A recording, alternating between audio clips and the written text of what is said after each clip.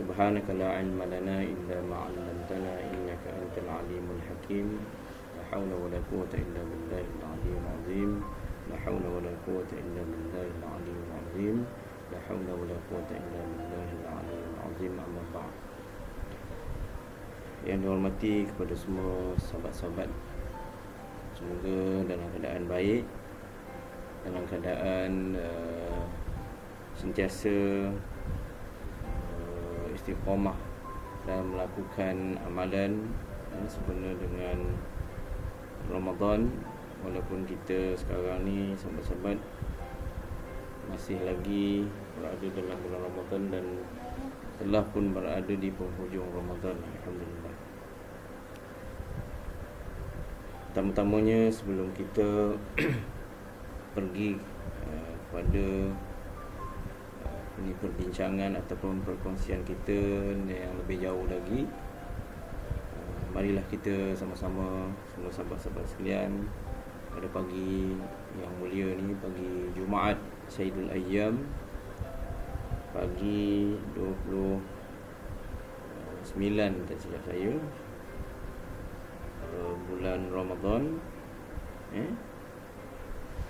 kita melapaskan rasa kesyukuran kita kepada Allah Subhanahu Wa Taala di atas segala nikmat dan kurniaan yang telah Allah berikan kepada kita setiap hari, setiap ketika, daripada mula kita bangun tidur sampailah kita tidur kembali, dan kita melalui fasa kehidupan kita seharian. Jadi segala nikmat, segala bentuk rezeki yang Allah berikan kepada kita ni, tuan-tuan, sahabat-sahabat sekalian, tentulah satu amal, satu nikmat yang tak mungkin kita dapat ganti. Kita nak hitung pun tak boleh. Jadi begitulah pemurahannya Allah Subhanahu Wa Taala. Begitulah sifat rahmannya Allah Subhanahu Wa Taala kepada kita. Jadi kita sebagai hamba yang Allah hidupkan kita, yang Allah jadikan kita di muka bumi ini, tentulah sewajib-wajibnya kita melapaskan rasa kesyukuran. Kita bersyukur, kita menjadi orang yang bersyukur setiap masa. Mudah-mudahan bila kita jadi orang yang bersyukur, sahabat-sahabat sekalian, Allah akan tambah lagi nikmat. Sahabat-sahabat yang dikasihi sekalian, tak lupa juga kita berselawat kepada junjungan Nabi besar kita Muhammad sallallahu alaihi wasallam, Nabi yang ummi, Nabi yang diutuskan oleh Allah Subhanahu Wa Taala ke muka bumi ini untuk membimbing kita, untuk membawa manusia kembali kepada agama tauhid. Datangnya Rasulullah ketika mana berlakunya kerosakan di kalangan umat jahiliyah, Arab jahiliyah ketika itu. Rasulullah bina masyarakat, membina tamadun Islam, membawa kembali manusia itu kembali kepada fitrah mereka, daripada perbuatan manusia Arab jahiliyah ketika itu, sahabat-sahabat sekalian, penuh dengan kerosakan, penuh dengan kemungkaran, penuh dengan segala bentuk syirik, penyekutuan Allah Subhanahu Wa Taala. Akhirnya Rasulullah berjaya membina masyarakat Madani, di Madinah, di Mekah, kemudian di Madinah. Jadi peranan yang dimainkan oleh Rasulullah SAW dalam menyampaikan risalah Allah kepada kita manusia ni, alhamdulillah dah selesai 1400 tahun yang lalu. Dan sekarang ni kita berada di akhir zaman, kan? Kita berada di hujung dunia, di hujung usia dunia ni yang dah tua dah. Jadi alhamdulillah, walaupun kita berada di penghujung dunia, kita kena sentiasa ingat kepada Rasulullah SAW. Kita sentiasa bersalawat kepada Rasulullah SAW. Bagaimana pengasihnya Rasulullah SAW kepada kita, begitu juga kita kasih kepada Rasulullah SAW. Dan tak lupa juga, marilah kita sama-sama berselawat untuk ahli keluarga baginda. Kita doakan ahli keluarga baginda, para sahabat, para tabi'in, seterusnya pejuang-pejuang Islam, ulama-ulama, para guru kita yang sentiasa berusaha untuk membimbing manusia, memberi penerangan dan sebagainya. Jadi sahabat-sahabat sekalian, pada pagi ini insya-Allah bagaimana yang telah saya sebutkan tadi, iaitu Sayyidul Ayyam, hari yang berbahagia, hari yang mulia tuan. Kita di penghujung Ramadan yang dah nak pergi, berlalu meninggalkan kita. Alangkah sedihnya kita kerana hari yang istimewa, bulan yang istimewa, yang mana bulan yang kita sebut sebagai bulan ibadah, bulan rahmah, bulan maghfirah, digandakan amalan, digandakan pahala, pahala ganjaran tu untuk setiap amalan yang kita buat. Jadi Allah gunakan, Allah berikan kepada kita peluang untuk kita menjalani ibadah puasa, ibadah di bulan Ramadan ni, kita kutip sebanyak-banyaknya, kita raih sebanyak-banyaknya pahala untuk kita tambah amalan kita, sebagaimana yang Allah sebut dalam Al-Quran, wa tazawwadu fa inna khairuz zadi taqwa. Jadi sepanjang Ramadan yang kita lalui 30 hari ni, dan kita dah pun di penghujung perjalanan kita untuk bulan Ramadan, ataupun kita sebut sebagai madrasah Ramadan. Jadi berbagai pengalaman, berbagai amalan, berbagai peristiwa yang kita lalui, berbagai kenangan yang kita lalui sepanjang bulan Ramadan. Sahabat-sahabat yang dikasihi sekalian, pada di penghujung Ramadan ni, saya ingin berkongsi dengan sahabat-sahabat sekalian melaksanakan saranan Rasulullah SAW. Rasulullah menggalakkan kita, menyarankan kita untuk kita melaksanakan amrul ma'ruf wa nahyi anil munkar, dan juga kita melakukan wasiat takwa. Dengan kata-kata yang lain, tuan-tuan, perkongsian kita ni dengan cara yang lain bermaksud kita menyampaikan sesuatu yang bermanfaat. Kita berkongsi sesuatu yang boleh memperingatkan sesuatu yang baik dalam diri kita. Jadi mudah-mudahan kita akan dapat meraih keridhaan Allah Subhanahu Wa Taala. Jadi tuan-tuan, sahabat-sahabat yang dikasihi sekalian, bila cerita tentang Ramadan ni, kita pun bila bercerita tentang kita dah berada di penghujung Ramadan ni, tentulah tindakan yang boleh kita lakukan ialah kita membuat muhasabah. Kita bermuhasabah lah. Muhasabah, kita buat koreksi, itu yang sebaik-baiknya tuan-tuan. Dalam setiap tindakan kita, contohnya kita mengambil satu tindakan, keputusan, membuat sesuatu perkara, tentulah kita akan membuat sedikit review ataupun study, kalau dalam istilah sekarang ni lah. Bila kita anjurkan satu program ke, ataupun sesuatu aktiviti yang besar, tentulah kita akan membuat semula penilaian yang baik. Kita melihat kebaikan dia, keburukan dia, kekuatan dia, kelemahan dia. Itu satu tindakan yang baik sebenarnya. Untuk apa tuan-tuan, sahabat-sahabat sekalian? Untuk kita memperbaiki, untuk kita simpan dalam kita punya mindset kita ni, dalam maklumat kita ni, supaya kita dapat mempertingkatkan lagi kalau ada berlaku kelemahan, kalau kita melihat kelebihan, dan kelebihan tu kita boleh gunakan di masa-masa akan datang. Jadi begitulah tindakan orang yang smart sebenarnya. Jadi orang yang Allah kurniakan kebijaksanaan dalam setiap tindakan, dalam organisasi ke dalam hidup kita ni tuan-tuan. Kalau boleh, tindakan yang sewajarnya yang kita lakukan ialah kita membuat koreksi, kita membuat penilaian semula. Jadi dalam Islam pun ada, kita bermuhasabah dalam istilah tazkiyatun nafsinya. Dalam kita nak bermujahadah ni, maka tindakan yang kita perlu lakukan antaranya ialah bermuhasabah. Bermuhasabah ni tuan-tuan, sahabat-sahabat sekalian, tentulah kita akan melihat balik segala tindakan kita sepanjang kita melalui hidup ni, fasa 1, fasa 2, fasa 3, fasa 4, seterusnya lah sampai berapa fasa pun. ketika kita lahir. Manusia ni kan melalui beberapa fasa kan, dalam kandungan, dalam semasa lahir, kanak-kanak naik pada remaja, remaja kepada dewasa, dan dewasa kita mengalami zaman fasa tua, dan akhirnya kita akan kembali melalui Allah SWT. Jadi begitu juga dengan Ramadan ni tuan-tuan.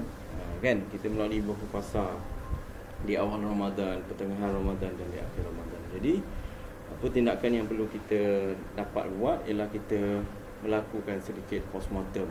Dengan istilah lain, kita melakukan postmortem, bedah siasat.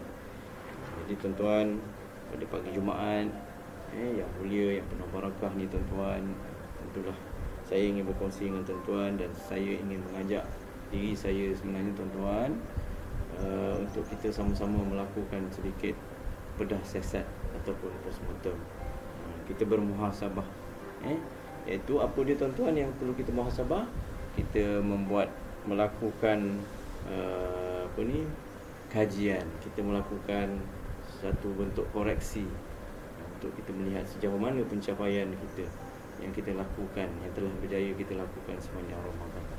Adakah Ramadan yang kita lalui sepanjang 30 hari ni ataupun sebulan ni dengan sebaik-baiknya sebagaimana yang ditunjukkan oleh Rasulullah SAW kepada kita, ataupun kita melalui Ramadan ni sebagaimana kita lalui sebelum-sebelum ni, sebagai label orang awam. Kan? Tentulah tuan-tuan dah dengar, sahabat-sahabat dah dengar, dah tahu bahawa tingkatan orang yang berpuasa ni dia ada tingkatan. Tingkatan yang pertama ialah puasa orang awam.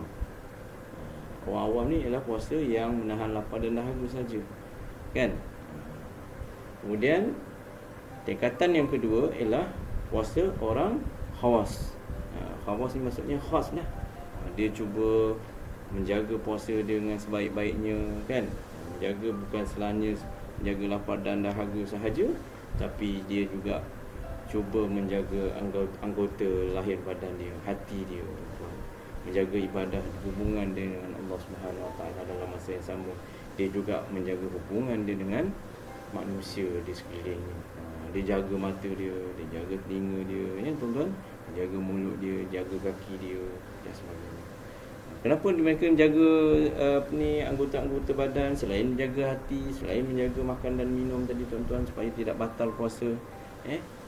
Tak lain tak bukan ialah mereka ingin mendapat taraf ataupun mencapai objektif puasa tuan-tuan, iaitu mengawal hawa nafsu, mendidik hawa nafsu. Yang mana hawa nafsu ni sentiasa mengajak kita kepada keburukan, kejahatan. Jadi dalam nak mendidik nafsu ni tuan-tuan, sebagaimana yang telah saya sebut sebelum ni, puasa, objektif puasa kita ni kita nak didik. Nak didik tangan kita, nak didik mulut kita, mata kita, telinga kita dan sebagainya lah. Semua itu berkait dengan hati tuan-tuan, kan? Itu kita dah maklum. Jadi bila mana kita berjaya mengawal hati kita, berjaya mengawal nafsu kita, insya-Allah, yang mana kita faham nafsu atau hati itu diibaratkan umpama raja lah. Kalau nisbah manusia ni, raja ni menjadi ketua, kan, kepala di atas. Macam kepala lah, kepala kita ni duduk di atas mengawal segala anggota gerakan kita. Dan dalam masa yang sama, yang penting adalah tubuh badan kita ni tuan-tuan, sahabat-sahabat sekalian, ialah hati. Sebab itulah dalam hadis Rasulullah SAW, Rasulullah ada menyebut ala inna fil jasadi mudghah. Maknanya ketahuilah bahawa dalam hati itu ada, dalam badan manusia ada seketul darah. Wa iza fasadal jasadu kulluh. Jika baik seketul darah tu, maka baiklah seluruh anggota. Wa iza saluhal jasadu kulluh. Jika baik seluruh anggota, hati tu, daging tu, maka baiklah seluruh anggota. Wa iza fasadal jasadu kulluh. Jika buruk daging tu, maka buruklah seluruh anggota. Ala wahiya qalbu. Ketahuilah bahawa ianya hati. Jadi daging yang Rasulullah sebut dalam hadis dia tu ialah hati manusia, kan? Jadi hati ni sangat penting kepada manusia dalam mengawal tingkah laku.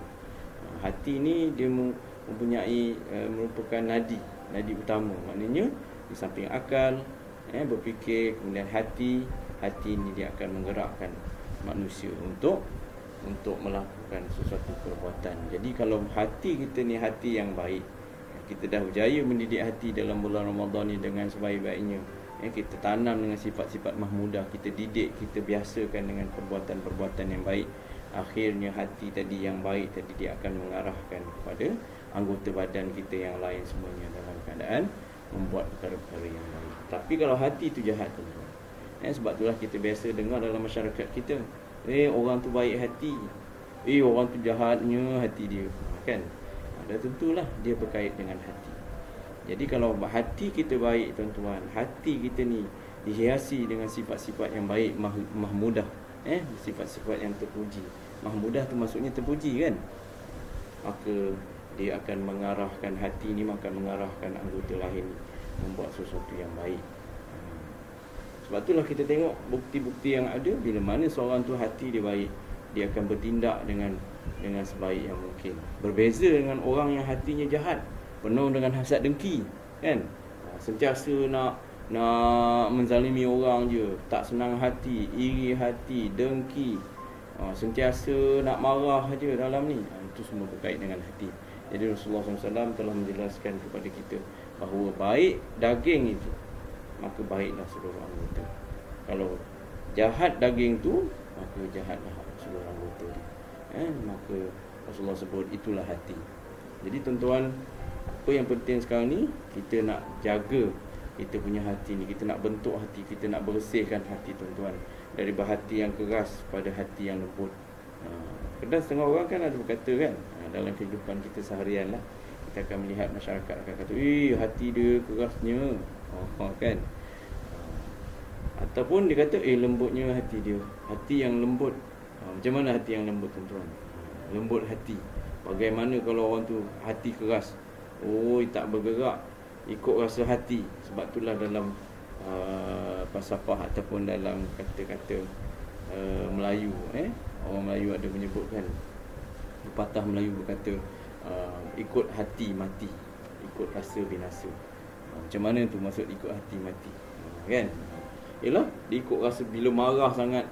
Sebab tu kalau kita tengok setengah orang tu, bila dia marah sangat, ikut perasaan marah dia sangat, ikut hati dia yang marah tengah mempanas baran dia, kan? Macam-macam boleh berlaku, sesuatu yang sangat-sangat negatif, bahkan boleh melibatkan nyawa. Jadi tuan-tuan, sahabat-sahabat sekalian, bila kita bermuhasabah, koreksi balik, rupa-rupanya bila kita tengok peranan hati ni, tuan-tuan, dalam kehidupan sangat besar fungsi dia. Sebab itulah apa yang penting yang kita nak bentuk, nak perbaiki, nak bimbing, nak didik, nak bentuk ialah hati kita. Sebab itulah hati ni sangat-sangat besar peranan dia dalam diri manusia. Sebab itulah di antara perkara yang dianjurkan, disarankan oleh para ulama dalam nak mendidikkan hati ni, ulama tasawuf dalam nak mendidik hati ni, macam-macam lah. Jangan makan benda yang haram, tuan-tuan. Jangan melakukan perkara-perkara yang boleh menyebabkan hati kita ni gelap. Satu titik hitam akan mewarnai hati kita. Satu dosa yang kita lakukan umpama satu titik hitam. Jadi bayangkan, tuan-tuan, hati bila manusia ni, bila hati dia hitam, masa tu hidayah Allah susah nak masuk. Sebab itulah kita melihat dalam kehidupan kita seharian, kadang-kadang orang tu susah sangat nak dengar nasihat, susah sangat nak dapat hidayah daripada Allah Subhanahu Wa Taala, kerana hati dia dah tertutup. Khatamallahu ala qulubihim, Allah pun sebut dalam Quran, mana-mana mereka, hati mereka telah ditutup oleh Allah Subhanahu Wa Taala. Nauzubillah min zalik. Sebab itulah bila mana hati dah ditutup oleh Allah Subhanahu Wa Taala, masa tu kita tak akan mendengar lagi nasihat, kita tak akan mendengar lagi apa bentuk teguran, bahkan kita akan melawan, kita akan melakukan pengingkaran sebagaimana yang berlaku di zaman-zaman dahulu, umat-umat terdahulu.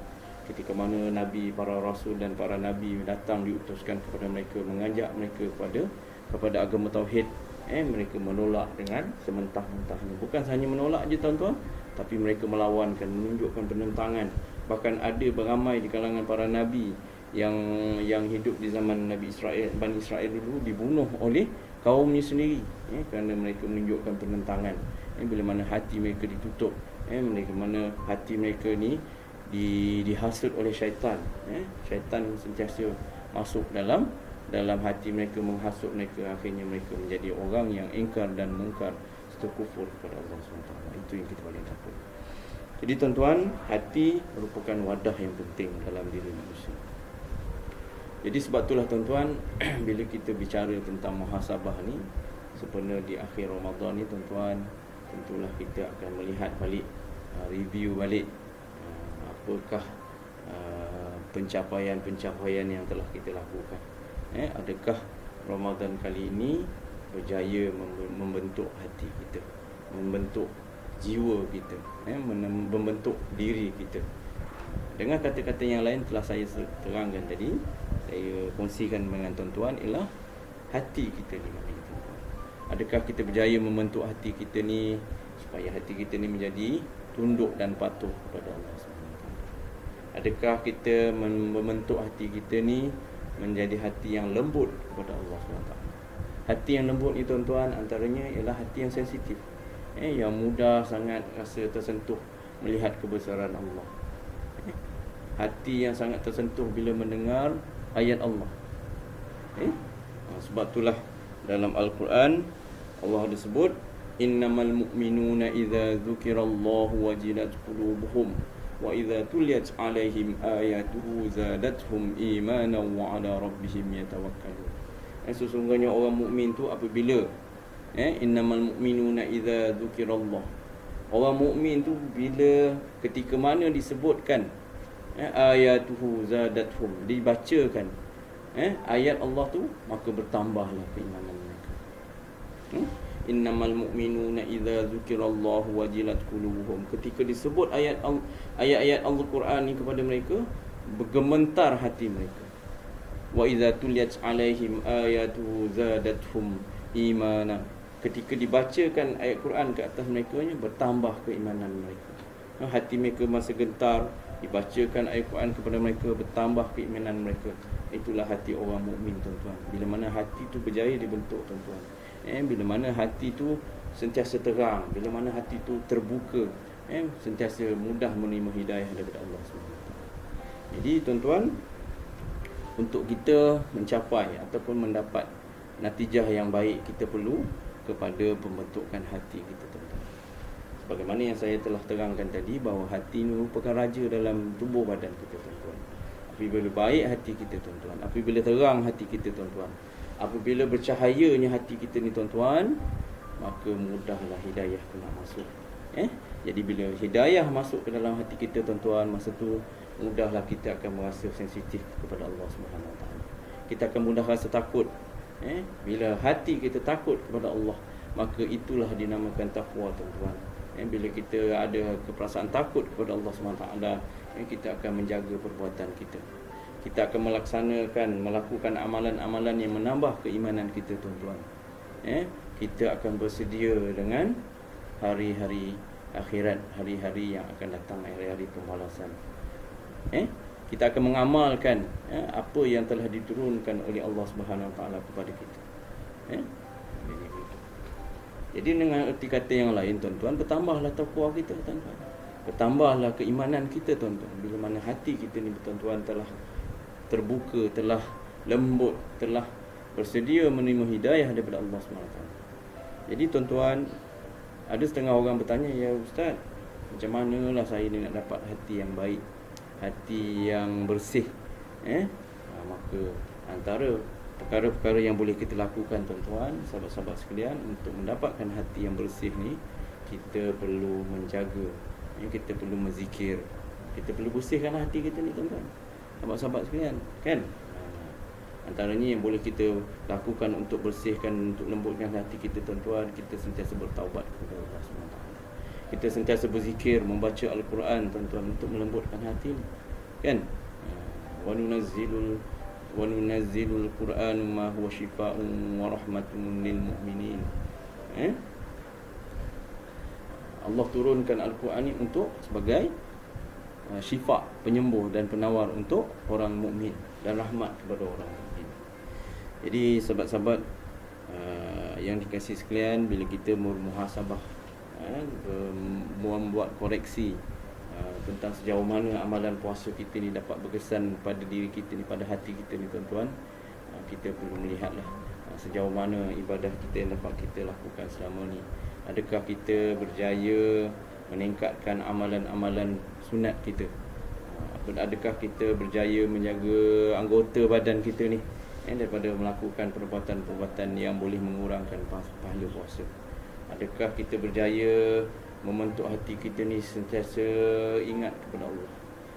Kita sentiasa ingat kepada Allah, sentiasa menyebut, sama ada kita menyebut dengan lahir, dengan lidah kita, ataupun kita menyebut dalam hati. Adakah kita berjaya untuk membentuk hati kita ni cintakan kepada Al-Quran? Hati kita ni merindu rasa nak baca Quran. Kalau tak baca tu rasa macam kurang sangat, serba salah, rasa macam tak sempurna je hati kita. Adakah kita dah sampai kepada tahap tu? Adakah kita dah mencapai rasa seronok melakukan sedekah? Hati kita ni tertarik-tarik membuat-buat rasa nak sedekah kepada orang. Sensitif bila tengok orang susah tuan-tuan. Sekarang ni ramai orang yang susah kan, dengan melalui pasar ni, PKP, Perintah Kawalan Pergerakan sekarang ni, bersyarat pula lagi. Jadi ramai mereka yang terjejas di luar sana, sahabat-sahabat kita. Jadi di kalangan mereka ada juga fakir miskin, anak yatim piatu, kalangan sekolah-sekolah agama yang dhaif, tuan-tuan. Adakah kita terhibur ataupun terdorong nak melakukan sedekah? Jadi itu semua perlu kita tengok, kita lihat adakah hati kita ni terkesan dengan puasa ini, sehingga hati kita ni mudah lembut untuk melakukan kebaikan. Jadi tuan-tuan, sahabat-sahabat sekalian, bila kita sebut muhasabah, jadi marilah kita mengkoreksi diri kita. Saya menyuruh kepada diri saya sendirilah sebenarnya. Kita bercakap tentang sesuatu muhasabah, koreksi ataupun sebagainya, perkongsiannya, tentulah saya menunjukkan segala peringatan ini untuk diri saya terutamanya lah. Dan tuan-tuan, sahabat-sahabat sekalian, saya juga mengajak untuk kita sama-sama melakukan muhasabah, koreksi diri. Walaupun Ramadan kita dah nak habis dan kita akan menempuh satu fasa yang lain, iaitu di luar Ramadan. Adakah kita mampu mempertingkatkan lagi amalan-amalan kebajikan, amalan-amalan soleh kepada dalam diri kita? Kita rasa gairah macam saya sebutkan tadilah. Jadi tuan-tuan, sahabat-sahabat sekalian, bila kita dah melakukan muhasabah ni, tentulah antara natijah yang boleh kita lakukan ialah kita melakukan ibadah tu secara konsisten. Bila sebut konsisten ni ialah dalam istilah bahasa Arabnya ialah istiqamah. Sebab itulah Imam Nawawi dalam kitab dia menerangkan tentang istiqamah. Sebab dalam Al-Quran pun dah menyebutkan tentang istiqamah. Dalam hadis Rasulullah SAW pun menyebutkan tentang istiqamah. Istiqamah ni apa tuan-tuan? Kalau menurut Imam Ghazali, Imam Nawawi, bahawa istiqamah tu ialah melakukan sesuatu perkara itu dengan konsisten, dengan tetap, dengan teguh di atas satu jalan. Jadi bila kita sentiasa secara konsisten yang melakukan satu amalan baik, kalau kita sebelum ni malas nak sembahyang sunat sebelum sembahyang waktu dan selepas dia, qabliyah dengan ba'diyah, selepas Ramadan ni kita jadi seronok pula, kerana amalan-amalan sunat ni sebenarnya menutup kekurangan amalan fardu kita. Adakah kita mampu nak melakukan sembahyang sunat ni? Kan kita mampu untuk melakukan sembahyang sunat duha. Kalau dulu duha 2 rakaat, kita tambah lagi 2 rakaat. Kalau dulu malas kita nak baca Quran, tuan-tuan, sahabat-sahabat sekalian, sekarang ni lepas Ramadan ni kita bertambah seronok. Hati kita ni meluap-luap, meronta-ronta. Kan? Bila mana hati tu dah baik, dah berjaya kita bentuk, tuan-tuan, insya-Allah dia akan mendorong kita kepada amalan kebaikan. Kalau kita tengok daripada sudut dalil-dalil yang telah Allah sebutkan dalam Al-Quran dan Rasulullah sebutkan dalam hadis, antara ayat-ayat yang sebut ialah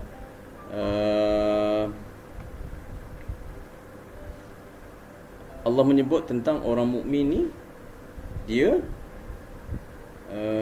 beriman kepada Allah Subhanahu Wa Taala, kemudian dia beristiqamah dengan akidah tersebut. Sebab itulah kita tengok antara ayat yang menyebutkan tentang istiqamah ni ialah antaranya ialah surah Hud. Fastaqim kama umirta, maka beristiqamahlah sebagaimana yang telah diperintahkan kepada kamu. Kemudian dalam ayat yang lain Allah ada menyebutkan, dalam surah Al-Fusilat ayat yang ke-20 Allah menyebutkan, innal ladzina qalu rabbunallahu summa istaqamu. Dalam Al-Quran surah Al-Fusilat ni ayat yang ke-30 Allah menyebutkan tentang keadaan orang mukmin, orang yang berkata bahawa Tuhan kami itu ialah Allah Subhanahu Wa Taala. Maka Allah kata, kemudian mereka beristiqamah, wa tatanazzalul malaikah, kan, summa istaqamu, kan, alla takhafu wa la tahzanu, an tubashiru bil jannah, an tubashiru bil jannah mimma tu'adun. Itu antara ayat yang Allah sebutkan dalam Al-Quran. Secara matan ta'ala saya kurang lancar dalam menyebutkan ayat tersebut, tapi secara jelasnya Allah sebut dalam Al-Quran, innal ladzina qalu rabbunallahu summa istaqamu tatanazzalul malaikatu alla takhafu wa la tahzanu. Apa makna dia tuan-tuan? Sesungguhnya orang yang telah berkata Allah Tuhan kami itu ialah Allah, kemudian mereka beristiqamah, dan turunlah malaikat kepada mereka ketika hampir ajalnya dan berkata janganlah takut dan bersedih. Ini di antara ayat-ayat ataupun dalil tentang istiqamah, yang mana Allah menceritakan tentang keadaan satu golongan manusia yang berkata Allah itu Tuhan kami, kemudian beristiqamahlah, kekallah, tetaplah, dan telah turunlah kepada malaikat memberi tahu ataupun memberi peringatan kepada mereka, janganlah kamu takut dan bimbang, sungguhnya telah bergembira dengan syurga yang telah dijanjikan. Itu antara ayat yang menyebutkan tentang sifat orang yang beristiqamah, keadaan orang yang beristiqamah dalam amalan. Kemudian dalam hadis Rasulullah SAW ada menyebutkan tentang tentang istiqamah ni juga tuan. Antaranya ialah inna ahabbul a'mal ila Allah summa ahabbul a'malu ila Allah adwamuha wa inqil. Sesungguhnya amalan yang paling dicintai oleh Allah Subhanahu Wa Taala itu ialah sentiasa berurusan, walaupun amalan itu sedikit. Jadi amalan yang paling disukai oleh Allah Subhanahu Wa Taala itu ialah amalan yang berurusan. Jadi berurusan ini istiqamah secara tetap, secara teguh, walaupun amalan itu sedikit. Jadi dalam kita nak mengekalkan, dalam kita nak menjadikan amalan kita ni amalan yang berkualiti tuan-tuan, tentulah kita kena pastikan amalan kita tu secara berterusan, konsisten. Bukanlah hari ni buat, atau minggu depan baru buat lagi, kan. Itu tidak istiqamah. Istiqamah ni ialah berterusan dan tetap teguh. Jadi dalam kita nak melaksanakan amalan, sesuatu amalan tu dalam kehidupan kita tuan-tuan, biarlah amalan tu secara konsisten, supaya boleh memberi kesan kepada peribadi kita. Bukanlah buat ikut semangat je, kan. Hari ni semangat, sedih, ataupun tak tahulah apalah dia punya semua faktor-faktor yang menyebabkan dia ni semangat. Hari ni semangat, puasa contohnya, kan. Hari ni puasa, kan, puasa Senin Khamis, puasa. Lepas tu tahun depan pula buat puasa. Itu bukan istiqamah. Jadi dalam amalan kita melakukan amalan tu biarlah istiqamah. Dalam baca Al-Quran begitu juga tuan-tuan, sahabat-sahabat sekalian. Hari ni baca satu muka surat, kemudian bulan depan baru baca lagi. Jadi tak kenalah.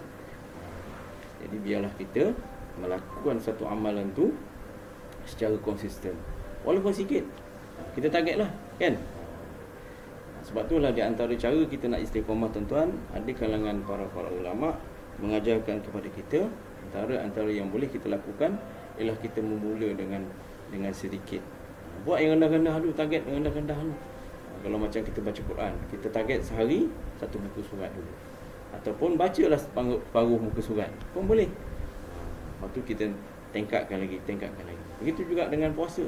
Mungkin kita tak mampu puasa sepanjang seminggu tu 2 kali, Isnin Khamis. Kita buat sehari sekali dalam seminggu. Lepas tu tambahlah. Kan? Kemudian begitu juga dengan sedekah, tuan-tuan. Kita melakukan sedekah, membuat sedekah tu secara konsisten. Kalau tak boleh banyak, janganlah kita buat banyak-banyak, lepas tu tak bersedekah, berhenti dah. Jadi kalau boleh, contohnya RM20, RM30 atau RM10, tuan-tuan, pergi ke masjid, kita konsisten setiap hari Jumaat tu kita masukkan duit. Ataupun setiap kali sembahyang Jumaat, sembahyang berjemaah, tuan-tuan, kita datang ke surau, ke masjid, kita dah standby dah duit RM2. Sedikit kan?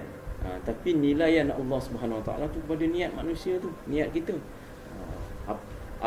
Alangkah ruginya. Tak ada maknanya kalau kita, contohnya kita masuk RM30 ataupun RM1,000 contohnya kan. Lepas tu kita ungkit-ungkit pula, kita cerita kat orang ramai, aku bersedekah, dia tengok, aku masuk RM1,000. Jadi hilang amalan tu, rosak. Bila mana kita melakukan sedekah dan kita riak pula, ria'an nas pula. Jadi sia-sia. Jadi lebih baiklah kita konsisten. Orang tak tahu sedekah kita dan sebagainya, kita diam-diam. Kerana tangan kanan yang memberi lebih baik daripada tangan yang kiri, menerima kita diam-diam sedekah. Jadi kita konsisten masukkan RM20, RM10 setiap kali waktu sembahyang, seminggu. Setiap seminggu sekali. Jadi kalau 4 minggu dah 4 kali kan. Kalau RM20, jadi dah RM80. Tak ada masalah. Soal jumlah tu bukan di sisi Allah SWT, tapi niat kita, tuan-tuan. Niat kita ni ikhlas ke tidak, Allah je yang tahu. Jadi begitu. Kemudian antara cara yang kita boleh istiqamah, tuan-tuan, kita kena sentiasa berdoa. Kita sentiasa berdoa minta kepada Allah SWT, mudah-mudahan Allah bantu kita. Allah beri kekuatan kepada kita untuk melakukan amal ibadah. Tanpa hidayah Allah, tuan-tuan, kita susah nak melakukan kebaikan, tuan-tuan. Hati kita ni berat kadang-kadang, tuan-tuan. Kenapalah hati aku ni? Itulah, hati tu ada memainkan peranan, tuan-tuan. Kalau hati kita ni kotor kan, tuan-tuan, hati kita ni gelap, banyak sangat dosa yang kita buat, kadang-kadang kita susah nak buat ibadah. Terhalang ni hidayah Allah ni. Makan pula kita tak jaga, tuan-tuan. Daripada sumber mana kita makan pun kita tak jaga. Itu yang menyebabkan hati kita ni jadi, tuan-tuan, jadi hati yang keras. Bila hati keras, tuan-tuan, hati yang tidak sensitif kepada Allah SWT, bagaimana kita nak bawa diri kita, nak bawa hati kita ni kepada Allah SWT. Jadi itu antara perkara yang kita bincangkan tentang istiqamah dalam amalan. Suka saya ulang balik ayat hadis yang telah disebutkan oleh Rasulullah SAW. Habbul a'malu ilallahi adwamuha wa inqil. Sebaik-baik amalan di sisi Allah tu ialah berterusan walaupun sedikit. Kan? Kemudian dalam surah Al-Fusilat, sebagaimana yang telah saya terangkan tadi, ayat yang ke-30 hingga ayat yang ke-32, innal ladzina qalu rabbunallahu summa istaqamu tatanazzalul malaika alla takhafu wa la tahzanu. Ini adalah ayat yang menceritakan tentang orang yang beristiqamah. Innal ladzina qalu rabbunallahu summa istaqamu. Sesungguhnya orang-orang yang telah berkata Tuhan kami ialah Allah, dan kemudian mereka beristiqamah. Jadi tuan-tuan, sahabat-sahabat yang dikasihi sekalian, mudah-mudahan hasil daripada Ramadan, madrasah mentarbiah hati kita ni, mendidik diri kita, mendidik nafsu kita ni, tuan-tuan, supaya tunduk kepada Allah SWT, akan melahirkan natijah yang baik. Mudah-mudahan selepas kita keluar, kita dapat makin membina lagi kita punya sifat takwa kita kepada Allah SWT, tuan-tuan, dan hasil yang baik dapat membentuk peribadi kita, tuan-tuan, menjadi orang yang hampir dan dekat dengan Allah. Orang yang hatinya sensitif, ketika mana dibacakan ayat Quran, mereka akan bergentar hati mereka, tuan-tuan. Ketika dibacakan ayat Quran kepada mereka, bertambah keimanan mereka. Kerana Allah sebut lagi dalam Al-Quran, alladzina yadhkuruna Allaha qiyaman wa qu'udan wa 'ala junubihim wa yatafakkaruna fi khalqis samawati wal ard rabbana ma khalaqta hadza batila. Ketika orang-orang yang beriman itu mereka mengingati Allah ketika bangun dan duduk. Ketika bangun, qiyaman wa qu'udan, ketika berdiri dan duduk. Wa ala junubihim, dan ketika mereka baring. Wa yatafakkaruna fi khalqis samawati wal ard, dan mereka berfikir tentang penciptaan Allah, penciptaan Allah di langit dan di bumi. Sambil mereka berkata, ma rabbana ma khalaqta hadza batila. Ini antara sifat-sifat orang mukmin, tuan-tuan. Hati orang mukmin yang telah takut kepada Allah SWT. Ketika hati orang mukmin tu rasa bimbang, rasa takut ketika melakukan dosa. Jadi dengan hati yang takut kepada Allah SWT, dengan iman yang meningkat, dengan ketakwaan yang telah menguasai diri mereka, maka akan melahirkan sifat-sifat orang mukmin yang sejati. Itu yang kita inginkan sebenarnya, tuan-tuan, hasil daripada Ramadan ni. Makin meningkatkan lagi sifat ketakwaan kita kepada Allah SWT. Dan akhirnya mudah-mudahan bila kita menjadi orang yang bertambah iman kita, bertambah takwa kita, dan akhirnya kita boleh membawa diri kita di sentiasa taat dan patuh kepada Allah SWT, dan akhirnya mencapai kepada golongan-golongan yang Allah sebut dalam Al-Quran, golongan-golongan yang diberitakan dengan berita yang gembira. Kan? Allah sebut dalam Al-Quran banyaklah golongan-golongan, muflihun, faizun, muqarrabun, macam-macam lah. Semua tu golongan-golongan yang dijanjikan balasan yang baik di syurga nanti, insya-Allah. Jadi saya fikir itulah saja perkongsian saya pada pagi ini. Mudah-mudahan perkongsian yang boleh memberi manfaat khusus pada diri saya lah sebenarnya, tuan-tuan, untuk kita ingatkan diri kita. Kan manusia ni kan pelupa, kan. An-nas, nisyan insan, nisyan itu pelupa. Jadi bila kita lupa, perlulah kita ingatkan sendiri, selalu pada diri kita, khususnya pada diri sendirilah. Jadi mudah-mudahan bila kita mengingatkan diri kita, kita akan sentiasa ingat kepada Allah SWT, dan akhirnya kita sentiasa melakukan sesuatu yang terbaik, mengelakkan diri kita daripada sesuatu perkara yang boleh membawa kita kepada kemungkaran, dosa dan kefasikan kepada Allah SWT. Jadi tuan-tuan, mudah-mudahan apa yang saya sampaikan ni akan dapat kita amalkan, dapat saya amalkan lah sebenarnya, dan mudah-mudahan dia akan menjadi hari yang terbaik kepada kita, dan sama-samalah kita berdoa mudah-mudahan puasa ini akan memberi sesuatu impak yang baik dalam peribadi kita, melahirkan banyak lagi sifat-sifat yang baik dalam diri kita untuk kita lakukan di luar Ramadan, tuan-tuan, dan akhirnya mudah-mudahan ganjaran pahala, ganjaran syurga yang Allah janjikan kepada kita. Jadi akhir kata, maaf daripada saya, yang baik itu datangnya daripada Allah SWT, yang tidak baik itu datangnya daripada kelemahan saya sendiri. Maaf. Itu semua kejahilan saya lah, dalam menuturkan ayat-ayat Al-Quran, dalam melafazkan hadis, dalam berkongsi dengan apa yang terkandung dalam kitab-kitab. Jadi saya mohon ampun dan maaf. Akhir kata, qulu qawli hadza wa astaghfirullahal azim li wa lakum. Assalamualaikum warahmatullahi wabarakatuh. Jumpa lagi, insya-Allah.